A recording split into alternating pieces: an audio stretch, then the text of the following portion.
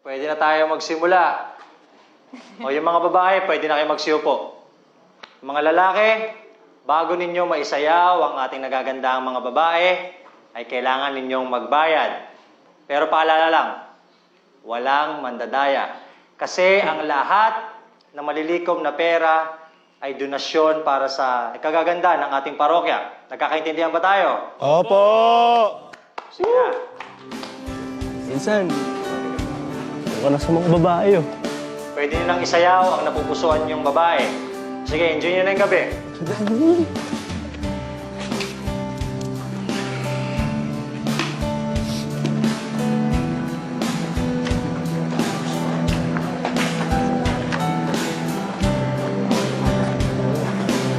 Ay, dito po.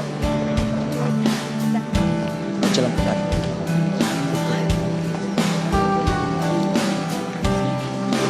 Dito po. Enjoy niyo po yung gabi. Just kidding.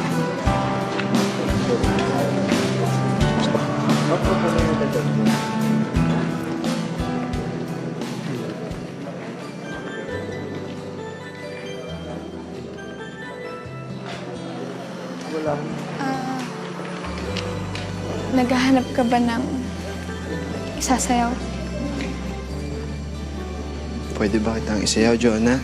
Kapag tumitingin ka, natutunaw ako.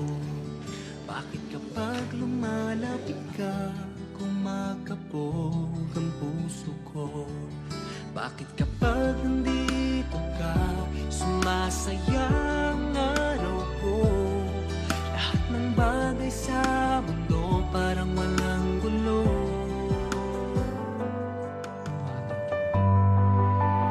Ganda mo ngayon, ah. Mas maganda ka ngayon kaysa dati.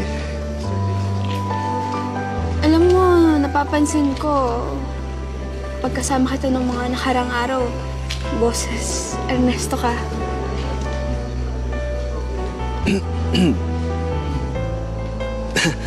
Siguro kinakabahan lang ako. Bakit? Jonah, may pumalit na ba sa puso mo? Sa pwesto ni Ernesto?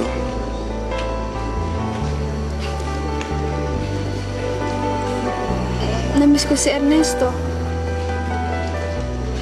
Kaya, sinubukan ko ulit magmahal ng iba. Pero hindi naman ako naging masaya eh, kaya naghiwalay din kami agad. Kasi, hindi naman siya si Ernesto eh. Hindi ko na rin yata kaya magmahal ng iba. Bakit mo tinatanong? May sinabi ba si Ernesto na may gusto pa siya sa akin? Paano pag sinabi ko na oo? Akala ko wala na siya. Akala ko rin eh. Nung pumunta siyang Maynila, akala niya doon niya malalaman na nalilito lang siya dito sa Borongan. Ang totoo, ako talaga si Barbie. Pero simula nung umuwi ako, nakita kita. Hindi eh. Parang sa Maynila pa ata ako nagkamali. Si Jonah, mahal pa rin kita eh. Kahit anong gawin ko, mahal pa rin kita. Jonah, matatanggap mo pa rin ba ako kahit ganito na ako?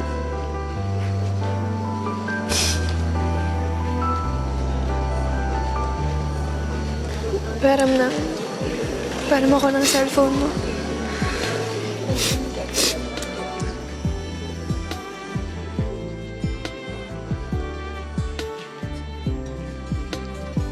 Sa isang sulyap mo ay nabihag ako. Habang gumanda ang lahat ng ito.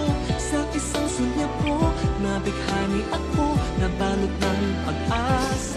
Tatanggapin ko kahit ano ka pa. Dahil kahit kailan, hindi na mawala yung pagmamahal ko sa'yo. Sa isang sulyap mo, napaibig ako. Sa isang sulyap mo, ayos na ako. Sa isang sulyap mo, napaibig ako. Desidido ka na ba?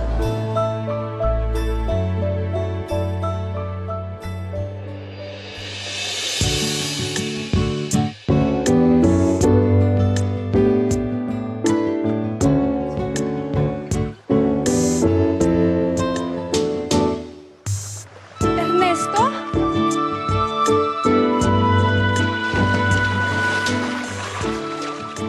Ernesto, bakit ka nagpagupit?